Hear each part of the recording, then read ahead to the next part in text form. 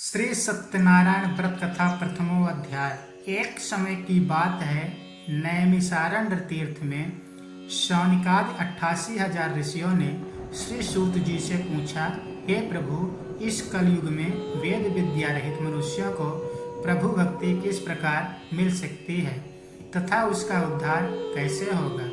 हे मुनिश्रेष्ठ, कोई ऐसा तप बताइए जिससे थोड़े समय में ही पुण्य मिले और मन वांछित फल भी मिल जाए।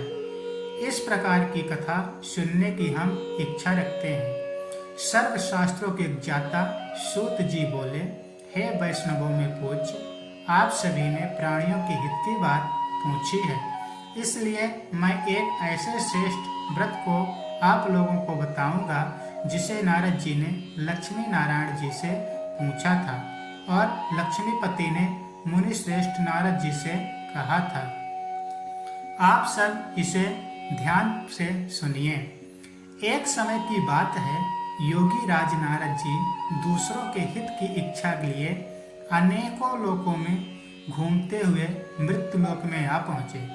यहाँ उन्होंने अनेक योनियों में जन्मे प्रायः सभी मनुष्यों को अपने कर्मों द्वारा अनेकों दुखों से पीड़ित देखा। उनका दुख देख नारद जी सोचने लगे कि कैसा यत्न किया जाए जिससे करने से निश्चित रूप से मानव के दुखों का अंत हो जाए।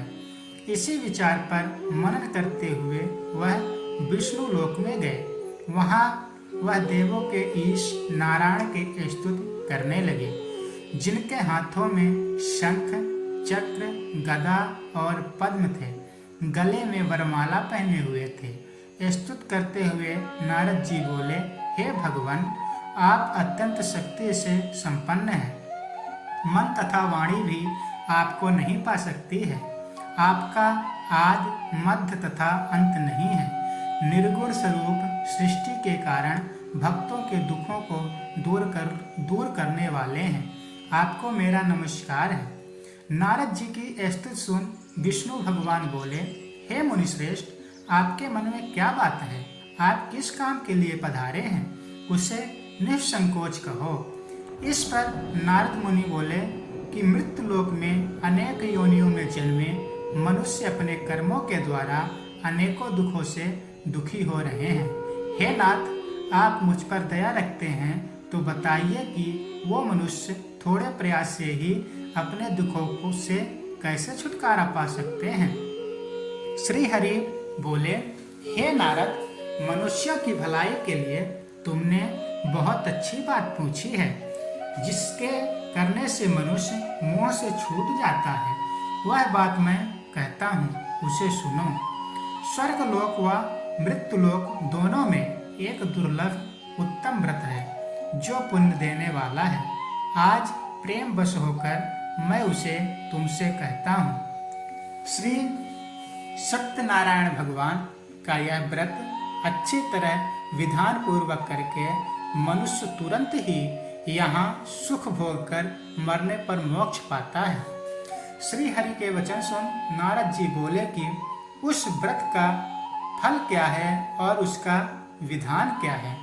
यह व्रत किसने किया था? इस व्रत को किस दिन करना चाहिए? सभी कुछ विस्तार से बताएं। नारद जी की बात सुनकर श्री हरि बोले, दुख व शोक को दूर करने वाला यह सभी स्थानों पर विजय दिलाने वाला व्रत है। मानव को भक्ति व श्रद्धा के साथ शाम को श्री सत्यनारायण भगवान की पूजा धर्मपरायण होकर ब्राह्मणों व बंधुओं के साथ करनी चाहिए। भक्ति भाव से ही नैवेद्य, केले का फल, घी, दूध और गेहूं का आटा शवाय लें। गेहूं के स्थान पर साठी का आटा, शक्कर तथा गुड़ लेकर वह सभी भक्षण योग्य पदार्थों को मिलाकर भगवान का भोग लगाएं। ब्राह्मणों सहित बंधु बांधवों को भी भोजन कराएं। उसके बाद स्वयं भोजन करें। भजन कीर्तन के साथ भगवान की भक्ति में लीन हो जाएं। इस तरह से सत्यनारायण भगवान का यह व्रत करने पर मनुष्य की सारी इच्छाएं निश्चित रूप से पूरी होती है। इस कलिकाल अर्थात कलयुग में मृत्युलोक में मोक्ष का यही एक सरल उपाय बताया गया है। इत श्री सत्यनारायण व्रत कथा प्रथमो अध्याय। बोलिए श्री वृंदावन बिहारी लाल की जय। श्री सत्यनारायण भगवान की जय। श्री सत्यनारायण कथा द्वितीय अध्याय। सूत जी बोले, हे ऋषियों, जिसने पहले समय में इस व्रत को किया था उसका इतिहास कहता हूँ, ध्यान से सुने। सुंदर काशीपुरी नगरी में एक अत्यंत निर्धन ब्राह्मण रहता था। भूख प्यास से परेशान वह धरती पर घूमता रहता था। ब्राह्मणों से प्रेम करने वाले भगवान ने एक दिन ब्राह्मण का वेश धारण कर उसके पास जाकर पूछा, हे विप्र, नित्य दुखी होकर तुम पृथ्वी पर क्यों घूमते हो? दीन ब्राह्मण बोला, मैं निर्धन ब्राह्मण हूँ, भिक्षा के लिए धरती पर घूमता हूँ। हे भगवान, यदि आप इसका कोई उपाय जानते हैं तो बताइए। वृद्ध ब्राह्मण कहता है कि सत्यनारायण भगवान मनोवांछित फल देने वाले हैं, इसीलिए तुम उनका पूजन करो। इसे करने से मनुष्य सभी दुखों से मुक्त हो जाता है। वृद्ध ब्राह्मण बनकर आए सत्यनारायण भगवान उस निर्धन ब्राह्मण को व्रत का सारा विधान बताकर अंतर्ध्यान हो गए। ब्राह्मण मन ही मन सोचने लगा कि जिस व्रत को वृद्ध ब्राह्मण करने को कहा गया है, मैं उसे जरूर करूंगा। यह निश्चय करने के बाद उसे रात में नींद नहीं आई। वह सवेरे उठकर सत्यनारायण भगवान के व्रत का निश्चय कर भिक्षा के लिए चला गया। उस दिन निर्धन ब्राह्मण को भिक्षा में बहुत धन मिला, जिससे उसने बंधु बांधवों के साथ मिलकर श्री सत्यनारायण भगवान का व्रत संपन्न किया। भगवान सत्यनारायण का व्रत संपन्न करने के बाद वह निर्धन ब्राह्मण सभी दुखों से छूट गया और अनेक प्रकार की संपत्तियों से युक्त हो गया। उसी समय से यह ब्राह्मण हर माह इस व्रत को करने लगा। इस तरह से सत्यनारायण भगवान के व्रत को जो मनुष्य करेगा वह सभी प्रकार के पापों से छुटकारा पाकर मोक्ष को प्राप्त होगा। जो मनुष्य इस व्रत को करेगा वह सभी दुखों से मुक्त हो जाएगा। सूत जी बोले कि इस तरह से नारद जी से सत्यनारायण जी ने कहा हुआ श्री सत्यनारायण व्रत को मैंने तुमसे कहा। हे विप्रो, मैं अब और क्या कहूँ? ऋषि बोले, हे मुनिवर, संसार में उस विप्र से सुनकर और किन किन ने इस व्रत को किया, हम सब इस बात को सुनना चाहते हैं। इसके लिए हमारे मन में श्रद्धा का भाव है। सूत जी बोले, हे मुनियों, जिसने इस व्रत को किया है वह सब सुनो। एक समय वही विप्र धन व ऐश्वर्य के अनुसार अपने बंधु बांधवों के साथ इस व्रत को करने को तैयार हुआ।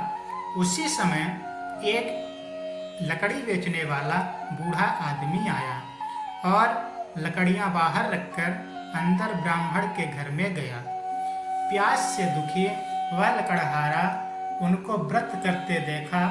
विप्र को नमस्कार कर पूछने लगा कि आप यह क्या कर रहे हैं तथा इसे करने से क्या फल मिलेगा, कृपया मुझे भी बताएं।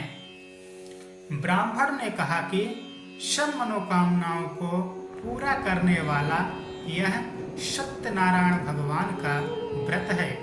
इनकी कृपा से ही मेरे घर में धन धान्य आदि की वृद्धि हुई है। विप्र से सत्यनारायण व्रत के बारे में जानकर लकड़हारा बहुत प्रसन्न हुआ और चरणामृत लेकर वह प्रसाद खाने के बाद वह अपने घर गया। लकड़हारे ने अपने मन में संकल्प किया कि आज लकड़ी बेचने से जो भी धन मिलेगा उसी से श्री सत्यनारायण भगवान का उत्तम व्रत करूंगा। मन में इस विचार को लेकर बूढ़ा आदमी सिर पर लकड़ियां रख उस नगर में बेचने गया जहां धनी लोग रहा करते थे।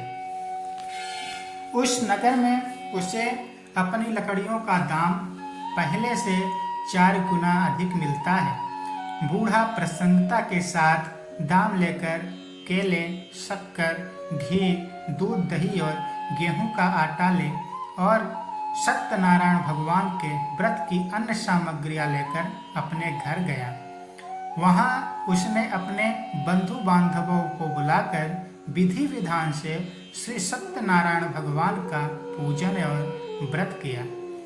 इस व्रत के प्रभाव से वह बूढ़ा लकड़हारा धन, पुत्र आदि से युक्त होकर संसार के समस्त सुख भोग कर अंतकाल में वैकुंठ धाम को चला गया।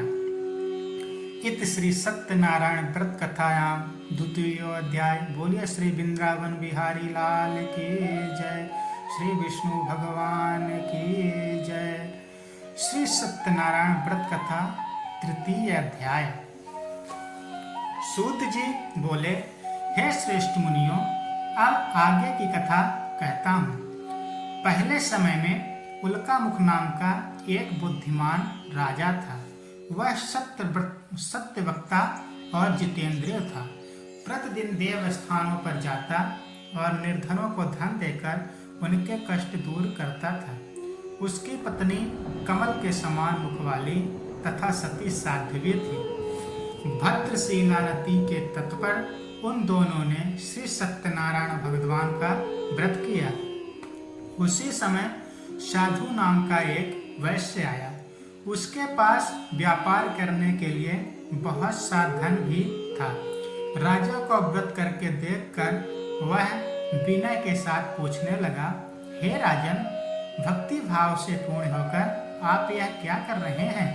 मैं सुनने की इच्छा रखता हूँ, तो आप मुझे बताएं। राजा बोला, हे साधु, अपने बंधु बांधवों के साथ पुत्रादि की प्राप्ति के लिए एक महाशक्तिमान श्री सत्यनारायण भगवान का व्रत व पूजन कर रहा हूँ। राजा के वचन सुन साधु आदर से बोला, हे राजन, मुझे इस व्रत का सारा विधान कहिए। आपके कथनानुसार मैं भी इस व्रत को करूँगा।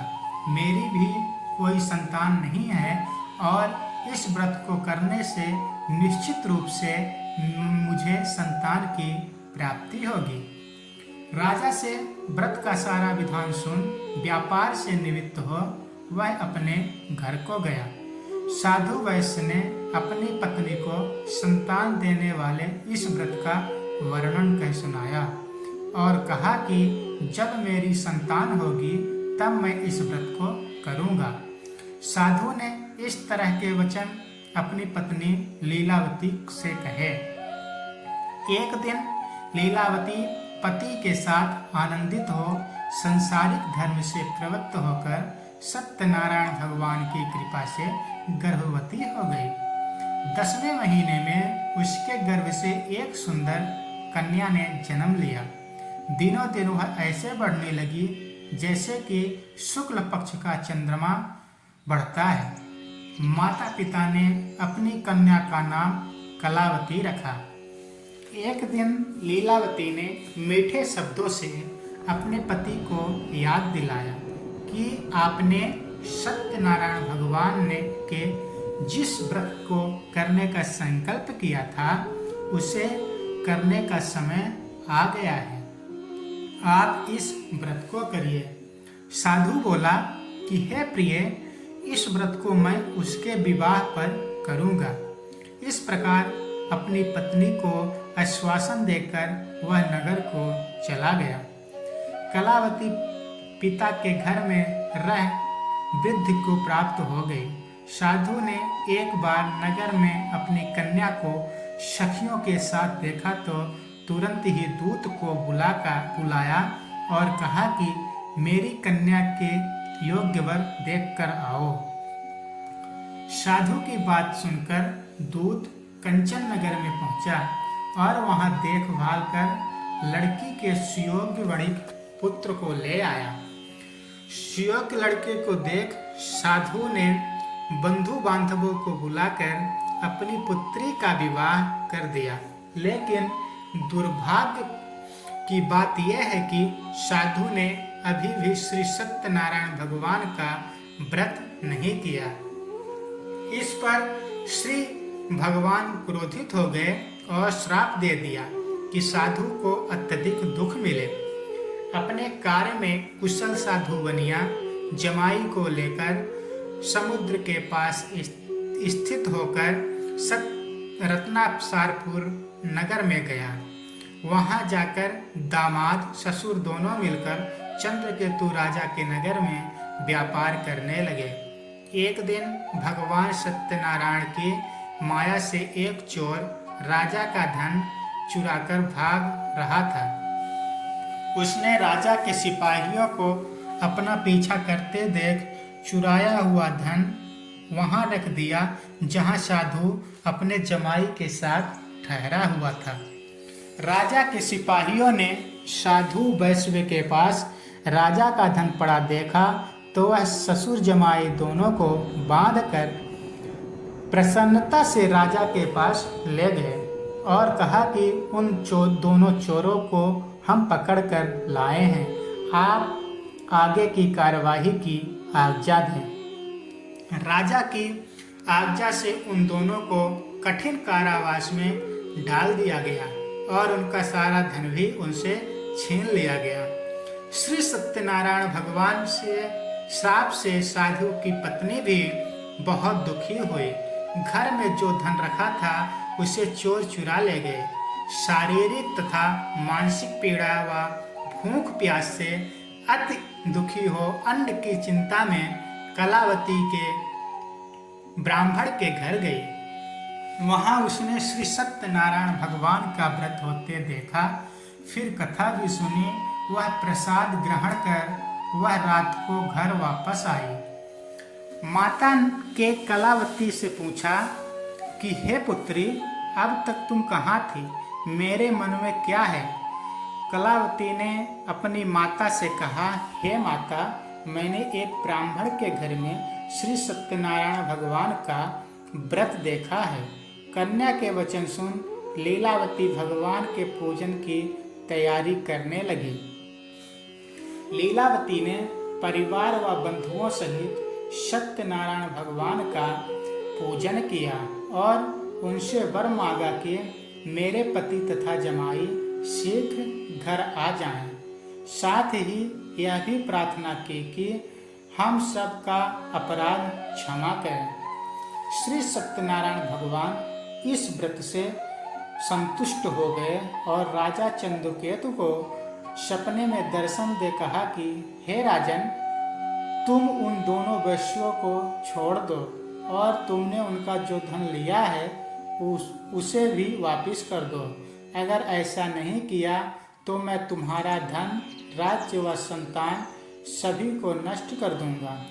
राजा को यह सब कहकर भगवान अंतर्ध्यान हो गए। प्रातःकाल सभा में राजा ने अपना सपना सुनाया। फिर बोले कि वणिक पुत्रों को कैद से मुक्त कर सभा में लाओ। दोनों ने आते ही राजा को प्रणाम किया। राजा मीठी वाणी में बोला, हे महानुभावों, भाग्यवश ऐसा कठिन दुख तुम्हें प्राप्त हुआ है, लेकिन अब तुम्हें कोई भय नहीं है। ऐसा कहकर राजा ने उन दोनों को नए वस्त्राभूषण भी पहनाए और जितना धन उनका लिया था उससे दुगना धन वापिस कर दिया। दोनों वैश्य अपने घर को चल दिए। इत श्री सत्यनारायण व्रत कथायां तृतीय अध्याय। बोलिए वृंदावन बिहारी लाल की जय। श्री सत्यनारायण भगवान की जय। श्री सत्यनारायण व्रत कथा चतुर्थ अध्याय। सूत जी बोले, वैश्व ने मंगलाचार कर अपनी यात्रा आरंभ की और अपने नगर की ओर चल दिए। उनके थोड़ी दूर जाने पर एक दंडी वेशधारी श्री सत्यनारायण ने उनसे पूछा, हे साधु, तेरी नाव में क्या है? अभिवाणी वड़िका हंसता हुआ बोला, हे दंडी, आप क्यों पूछते हो? क्या धन लेने की इच्छा है? मेरी नाव में तो बेल व पत्ते भरे हुए हैं। वैश्य के कठोर वचन सुन भगवान बोले, तुम्हारा वचन सत्य हो। दंडी ऐसे वचन कहकर वहां से दूर चले गए। कुछ दूर जाकर समुद्र के किनारे बैठ गए। दंडी के जाने के बाद जब साधु वैश्य ने नित्य क्रिया के पश्चात नाव को ऊंची उठते देखकर अचंभा माना और नाव में बेल पत्र आदि देख वह मूर्छित हो जमीन पर गिर पड़ा। मूर्छा खुलने पर वह अत्यंत शोक में डूब गया। तब उसका दामाद बोला कि आप शोक न मनाएं, यह दंडी का शाप है, इसलिए हमें उनकी शरण में जाना चाहिए, तभी हमारी मनोकामना पूरी होगी। दामाद की बात सुनकर वह दंडी के पास पहुंचा और अत्यंत भक्ति भाव से नमस्कार करके बोला, मैंने आपसे जो असत्य वचन कहे थे उसके लिए मुझे क्षमा कर दें। ऐसा कहकर आप महान शोकातुर हो रोने लगा। तब दंडी भगवान बोले, हे वणिकपुत्र, मेरी आज्ञा से बार बार तुम्हें दुख प्राप्त हुआ है, तू मेरी पूजा से विमुख हुआ है। साधु बोला, हे भगवान, आपकी माया से ब्रह्मा आदि देवता भी आपके रूप को नहीं जानते, तब मैं अज्ञानी कैसे जान सकता हूँ? आप प्रसन्न होइए, अब मैं सामर्थ्य के अनुसार आपकी पूजा करूँगा। मेरी रक्षा करो और पहले के समान नौका में धन भर दो। साधु वैश्य के भक्तिपूर्वक वचन सुनकर भगवान प्रसन्न हो गए और उसकी इच्छानुसार वरदान देकर अंतर्ध्यान हो गए। ससुर जमाई जब नाव पर आए तो नाव धन से भरी हुई थी। फिर वही अपने अन्य साथियों के साथ सत्यनारायण भगवान का पूजन कर अपने नगर को चल दिए। जब नगर के नज़दीक पहुँचे तो दूत को घर पर खबर करने के लिए भेज दिया। दूत साधु की पत्नी को प्रणाम कर कहता है कि मालिक, आप अपने दामाद सहित नगर के निकट आ गए हैं। दूत की बात सुन साधु की पत्नी लीलावती ने बड़े हर्ष के साथ सत्यनारायण भगवान का पूजन कर अपनी पुत्री कलावती से कहा कि मैं अपनी पति के दर्शन को जाती हूँ, तू कार्य पूर्ण कर शीघ्र आ जा। माता के ऐसे वचन सुन कलावती जल्दी में प्रसाद छोड़ अपने पति के पास चली गई। प्रसाद की अवज्ञा के कारण श्री सत्यनारायण भगवान रुष्ट हो गए और नाव सहित उसके पति को पानी में डुबो दिया। कलावती अपने पति को वहां न पाकर रोती हुई जमीन पर गिर गई। नौका को डूबा हुआ देख व कन्या को रोता देख साधु दुखी होकर बोला कि हे प्रभु, मुझसे तथा मेरे परिवार से जो भूल हुई है उसे क्षमा करें। साधु के दीन वचन सुनकर श्री सत्यनारायण भगवान प्रसन्न हो गए और आकाशवाणी हुई, हे साधु, तेरी कन्या मेरे प्रसाद को छोड़कर आई है, इसीलिए उसका पति अदृष्ट हो गया है। यदि वह घर जाकर प्रसाद खाकर लौटती है तो उसे इसका पति अवश्य मिलेगा। ऐसी आकाशवाणी सुन कलावती घर पहुंचकर प्रसाद खाती है और फिर आकर अपने पति के दर्शन करती है। उसके बाद साधु अपने बंधु बांधवों सहित श्री सत्यनारायण भगवान का विधि विधान से पूजन करता है। इस लोक का सुख भोग कर अंत में स्वर्ग को जाता है। इत्र श्री सत्यनारायण व्रत कथायाम चतुर्थो अध्याय। बोलिए श्री वृंदावन बिहारी लाल की जय। सत्यनारायण भगवान की जय। सूत जी बोले, हे ऋषियों, मैं और भी एक कथा सुनाता हूँ, उसे भी ध्यान पूर्वक सुनो। प्रजा पालन में लीन तुंगध्वज नाम का एक राजा था। उसने भी भगवान का प्रसाद त्याग कर बहुत ही दुख भोगा। एक बार वन में जाकर वह वन्य पशुओं को मारकर बड़ के पेड़ के नीचे आया। वहां उसने ग्वालों को भक्ति भाव से अपने बांधुओं सहित सत्यनारायण भगवान का पूजन करते देखा। अभिमानवश राजा ने उनको देखकर भी पूजा स्थान में नहीं गया और न ही उनसे भगवान को नमस्कार किया। ग्वालों ने राजा को प्रसाद दिया, लेकिन उसने वह प्रसाद नहीं खाया और प्रसाद को वहीं छोड़कर वह अपने नगर को चला गया। जब वह नगर में पहुंचा तो वहां सब कुछ तहस नहस हुआ पाया, तो वह शीघ्र ही समझ गया कि यह सब भगवान ने ही किया है। वह दोबारा ग्वालों के पास गया और विधि पूर्वक पूजा करके प्रसाद खाया तो श्री सत्यनारायण भगवान की कृपा से सब कुछ पहले जैसा हो गया। दीर्घ काल तक सुख भोगने के बाद मरणोपरांत उसे स्वर्गलोक की प्राप्ति हुई। जो मनुष्य परम दुर्लभ इस व्रत को करेगा तो भगवान श्री सत्यनारायण की अनुकंपा से उसे धन धान्य की प्राप्ति होगी।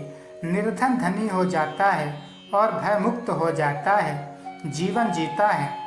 संतानहीन मनुष्यों को संतान सुख मिलता है और सारे मनोरथ पूर्ण होने पर मानव अंतकाल में वैकुंठ धाम को जाता है। सूत जी बोले, जिन्होंने पहले इस व्रत को किया है, अब उनके दूसरे जन्म की कथा कहता हूँ, वह ध्यान पूर्वक आप लोग सुनिए। वृद्ध शतानंद ब्राह्मण ने सुदामा का जन्म लेकर मोक्ष की प्राप्ति की। लकड़हारे ने अगले जन्म में निषाद बनकर मोक्ष को प्राप्त किया। उल्का मुख नाम का राजा दशरथ होकर वैकुंठ को गए। साधु नाम के वैश्य ने मोरध्वज ध्वज बनकर अपने पुत्र को आरे से चीरकर मोक्ष को पाया। महाराज तुंगध्वज ने स्वयंभू होकर भगवान में भक्ति युक्त हो कर्म कर मोक्ष को पाया। इत्र श्री सत्यनारायण व्रत कथायाम पंचमो अध्याय। बोलिए श्री सत्यनारायण भगवान की जय। वृंदावन बिहारी लाल की जय। बोले हर हर महादेव।